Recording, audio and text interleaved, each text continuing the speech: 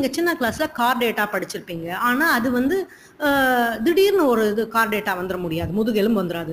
கொஞ்சம் கொஞ்சமாக டெவலப் ஆகும்போது நடுவில் சில நிலைகள் இருக்குது பற்றி, அதுதான் என்னது இப்போ படிக்க போகிறோம். Phylum Hemi Chordata. இது அப்படியே வந்து சின்னதாக புழு மாதிரி இருக்குது. ரெண்டுத்துக்கும் நடுவில், கார்டேட்டாக்கும் இன்வெர்டிபிரேட்டாக்கும் நடுவில் இருக்குது. அதுக்கு நோட்டோகார்ட் முதுகு நான் கிடையாது, ஆனால் சின்ன டியூப் மாதிரி இருக்கிறதுல வாழறது. பலோனோ கிளாஸஸ்னு சொல்கிறோம். ஹெமி கார்டேட்டா அந்த தொகுதி. அடுத்தது கார்டேட்டா, முதுகு நான் உள்ளவை. முதுகு நான் உள்ளவையில் பார்த்தீங்கன்னா முக்கியமான ஃபீச்சர்ஸ் என்னன்னாக்க பண்புகள், நோட்டோகார்ட் முதுகு நான் இருக்கும், முதுகு தண்டு. அப்புறம் டார்சல் நர்வ் கார்டு, அதுதான் பின்னாடி ஸ்பைனல் கார்டு, முக்கிய நரம்பு ஸ்பைனல் கார்டாக போகிறது.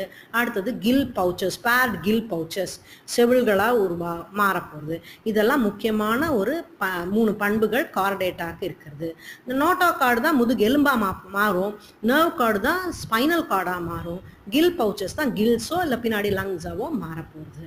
இந்த ஃபைலம் கார்டேட்டா பார்த்தீங்கன்னாக்க சப்ஃபைலம் சிறு தொகுதிகளாக இதுவாக இருக்குது. என்னன்னாக்க யூரோகார்டேட்டா, ஹெமிகார்டேட்டா, செஃபாலோகார்டேட்டான்னு.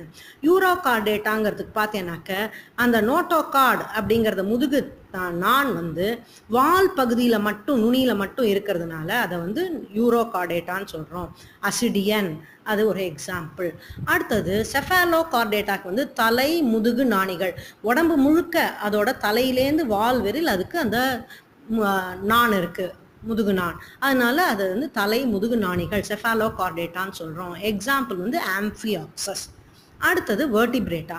வெர்டிபிரேட்டாக்கு பார்த்தீங்கன்னாக்க முதுகெலும்பு இருக்குது, கிரேனியேட்டான்னு சொல்கிறோம், மண்டையோடு உடையவை. இத்தனை நேரம் இந்த புரோட்டோகார்டேட்டாலெல்லாம் மண்டையோடு கிடையாது, கிரேனியேட்டான்னு சொன்னோம். இது வந்து கிரேனியேட்டா, மண்டையோடு உள்ளது.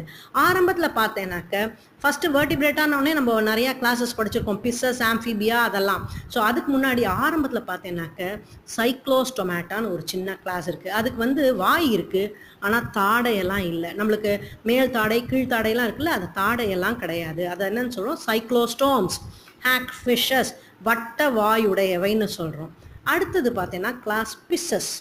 பிசஸில் பார்த்தேன்னாக்கா அதுலேயே ஆரம்ப நிலையில் பார்த்தேன்னாக்க ஜாலஸ் ஃபிஷஸ், ஜார்டு ஃபிஷஸ்ன்னு இருந்தது. அதுக்கப்புறம் அதோட உடம்புல பார்த்தா எலும்பெல்லாம் உருவாகலை ஃபஸ்ட்டு. அதனால நம்மளோட குருத்தெலும்பு கார்டிலேஜினஸ் ஃபிஷஸ்ன்னு சொல்கிறோம். குருத்தெலும்பால் ஆன மீன்கள் இருந்தது. அந்த மீன்களுக்கு அப்புறம் படிப்படியாக பரிணாம வளர்ச்சியில் எவல்யூஷனில் குருத்தெலும்புலேருந்து தான் எலும்பு உருவாயிருக்கு. அதனால் அதுக்கப்புறம் போனி ஃபிஷஸ், கார்டிலேஜினஸ் ஃபிஷஸ்க்கு அப்புறம் போனி ஃபிஷஸ் வந்தது. மீன்கள் எல்லாம் என்னது, பாய்கிலோதெர்மிக், கோல்டு பிளட்டட், குளிர் ரத்த பிராணிகள். அதோட டெம்பரேச்சர், பாடி டெம்பரேச்சர் வந்து மாறிண்டே இருக்கும். அடுத்தது அதோட உடம்பு எப்படி இருக்கும், ஸ்ட்ரீம் லைன், அப்படியே போட்டு மாதிரி ஒல்லியாக முன்னாடியிலேருந்து பின்னாடி வரையில். அடுத்தது எப்படி சுவாசிக்கிறதுனா கில்ஸ்னால. ஹார்ட் பார்த்தேன்னா இதயம் 2 அறைகள், ஒரு ஆரிக்கிள் ஒரு வென்ட்ரிக்கிள், அந்த மாதிரி இருந்தது. அடுத்தது ஆம்ஃபிபியா. ஆம்ஃபிபியா இருவாழ்விகள், 2 நிலம் நீர், ரெண்டுத்துக்கும் தகுந்த மாதிரி அதோட தகவமைப்பு இருக்குது, டியூவல் அடாப்டேஷன். இந்த ஆம்ஃபிபியாலேருந்து இத்தனை நேரம் பார்த்தீங்கன்னா காலே இல்லை, ஆம்ஃபிபியாலேருந்து வரப்போகிற எல்லாமே டெட்ரபாட்ஸ் அப்படின்னு சொல்கிறோம். ஏன்னாக்கா அதுக்கு 4 காலிகள் அப்படின்னு சொல்கிறோம். ஸோ இந்த ஆம்ஃபிபியாவில் பார்த்தீங்கன்னாக்கா டியூவல் அடாப்டேஷன், ரெண்டுத்துக்கும், நிலத்தில் வாழறதுக்கு தண்ணியில் வாழறதுக்கும் அடாப்ட் ஆயிருக்கு. அது உடம்பு பார்த்தீங்கன்னா ஸ்கின் வந்து அப்படியே மியூக்கஸ் வழவழான்னு இருக்கும், தவளைக்கெல்லாம் இருக்கிற மாதிரி. எதனாலனா அது வந்து மியூக்கஸ் செக்ரீஷன் இருக்குது, அது செக்ரீட் பண்ணனால. எதுக்காகனாக்க சுவாசிக்கிறதுக்கு அதுக்கு கில்ஸு லங்ஸு 2 இருக்குது, செவில் இருக்குது, இதை நுரையீரலும் இருக்குது. ஆனால் அதுக்கு சுவாசிக்கிறதுக்கு பத்தாது ஆக்சிஜன், ஏதோ அதோட ஹார்ட்டோட அமைப்பு அப்படி. அதனால அது மேலும் தோல் மூலியமாகவும், தோல் வந்து ஈரமாக இருந்தால் தான் அது வழியாக காற்று, அதில் ஈரமாக தண்ணியில் இருக்கிற ஆக்சிஜன், கரைஞ்சிருக்கிற ஆக்சிஜனும் எடுத்து சுவாசிக்கிறது, ரெஸ்பயர் பண்ணுறது. அதை தவிர பக்கோஃபேரிங்ஸ், தொண்டை மூலியமாகவும் சுவாசிக்கிறது. நம்ம தவளை பார்த்தேன்னா அந்த தொண்டை பகுதி மேலேயும் கீழையும் போயிட்டு வருது இல்லையா, எதனாலனா அது சுவாசிக்கிறதுனால தான். அது பேர் பக்கோஃபேரிங்ஸ். அப்புறம் இதோட எக்ஸ் எல்லாம் வந்து முட்டை தண்ணியில் இடுறது. அதோட டேட்போல், லார்வா பேர் டேட்போல், தலைப்பிரட்டைன்னு சொல்கிற, மழை பெஞ்ச தண்ணியில் பிளாக் கலர் அப்படியே நெளிஞ்சுன்னு இருக்கும் இல்லையா, அதுதான் என்னது, ஃப்ராகோட, ஆம்ஃபிபியன்ஸோட லார்வா. அடுத்தது கிளாஸ் ரெப்டீலியா. ரெப்டீலியானாலே என்னது, கிராலர்ஸ், க்ரீப்பர்ஸ் அப்படின்னு சொல்கிறோம், ஊர்வனை. இதெல்லாம் என்னது, முதல்ல ஃபுல்லாக லைஃப்பை வந்து நிலத்தில் வாழ ஆரம்பிச்சிருக்கிறது வந்து இந்த ஊர்வனை தான். ஏன்னா தண்ணி, தவளை வெறும் தண்ணி வேண்டி இருந்தது. அட்லீஸ்ட் இனப்பெருக்கத்துக்காக தவளைக்கு, ஆம்ஃபிபியன்ஸ்க்கு, இருவாழ்விகளுக்கு தண்ணி வேணும். ஆனால் ரெப்டைல்ஸ்லேருந்து ஃபுல்லாக நிலத்தில் வாழ ஆரம்பிச்சிது. அதோட முக்கியமான பண்பு என்னென்னா, அதோட உடம்புல வந்து ஸ்கேல்ஸ் இருக்குது, எபிடர்மல் ஸ்கேல்ஸ், அப்படியே செதிலாக இருக்கு இல்லையா. மீன்லேயும் இருந்தது, கிராலர்ஸ், க்ரீப்பர்ஸ், ரெப்டைல்ஸ்லையும் இருக்குது. என்ன டிஃப்ரென்ஸ்னால், மீனில் பார்த்தீங்கன்னா உள்ளுக்குள்ளே அந்த தோலோட உள்பகுதியிலேருந்து உருவாயிருக்கும். ஆனால் இங்கே ஊர்வனையில் பார்த்தேன்னாக்க மேலோட்டமாக அப்படியே ட்ரையாக அந்த ஸ்கேல்ஸ் இருக்குது. ரெஸ்பிரேஷன், சுவாசம் வந்து லங்ஸ்னால, நுரையீரல்னால. ஹார்ட் வந்து 3 அறைகள், 2 ஆரிக்கிள், 1 வென்ட்ரிக்கிள் இருக்குது. இங்கே இது க்ரோக்கடைல்ஸ்க்கு மட்டும், முதலைக்கு மட்டும் 4 சேம்பர்ஸ் இருக்குது, 4 அறைகள் இருக்குது, 2 ஆரிக்கிள், 2 வென்ட்ரிக்கிள். இது வந்து நிலத்தில் முட்டையிடுறது. அதனால பாதுகாப்புக்காக எல்லா இந்த ஊர்வனோட, ரெப்டைல்ஸோட எக்கெல்லாம் வந்து நல்ல ஹார்டான கால்கேரியஸ், கால்சியம் கார்பனேட்டால் ஆனால ஷெல் ஓடால் ஆயிருக்கு. கலோட்டஸ், பல்லி, பாம்பு, டார்டிஸ், டர்ட்டில், கலோட்டஸ், ஓனா, உடக்கான்னு சொல்கிறோம்ல, இதெல்லாம் இந்த வகையை சேர்ந்தது. அடுத்தது கிளாஸ் ஏவ்ஸ், பறவைகள். இது என்னது முக்கியமாக சொல்ல வேண்டியது, ஆரம்பம் என்னது, மாறா வெப்பநிலை. இங்கே தான் பேர்ட்ஸுக்கும் மனுஷனுக்கும், இந்த மேமல்ஸ்க்கும் தான் மாறா வெப்பநிலை, ஹோமியோதெர்மிக்னு சொல்கிறோம். மாறா வெப்பநிலை, வெப்ப ரத்த உயிரிகள். நம்மளோட உடம்பு டெம்பரேச்சர் எங்கே இருந்தாலும் நம்மளோட உடம்பு டெம்பரேச்சர் மாறாது.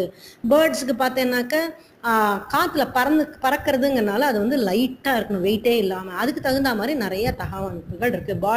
பாடி வந்து அப்படியே ஸ்பிண்டில் ஷேப்ட் அப்படின்னு சொல்கிறோம், போட்டு மாதிரி முன்னாடி பின்னாடி கூரா இருக்குது. அப்போ தான் வந்து காற்றை கிழிச்சுன்னு போக முடியும். மீன் வந்து தண்ணியோட கரண்ட்டை கிழிச்சுன்னு போகிறதுக்கு எப்படி இருக்கோ அதே மாதிரி. அடுத்தது ஃபெதர்ஸ், உடம்பு முழுக்க ஃபெதர்ஸ், இறகுகளால் இருக்கனால லைட்டாக இருக்குது. அதோட முன்னங்கால்கள் வந்து நடுவில் ஷிஃப்ட் ஆகி பின்னங்கால்கள் வந்து முன்னங்கால்கள் விங்ஸாக மாறிடுறது, இறக்கைகளாக மாறிடுறதுனால பேலன்ஸ் பண்ணுறதுக்காக பின்னங்கால்கள் நடுவில் வந்துடுறது. அது நடக்கிறதுக்கோ பிடிச்சிக்கிறதுக்கோ எல்லாம் ஹெல்ப் பண்ணுறது. அடுத்தது ரெஸ்பிரேஷன் பார்த்தீங்கன்னா, லங்ஸ் இருக்குது நல்லா.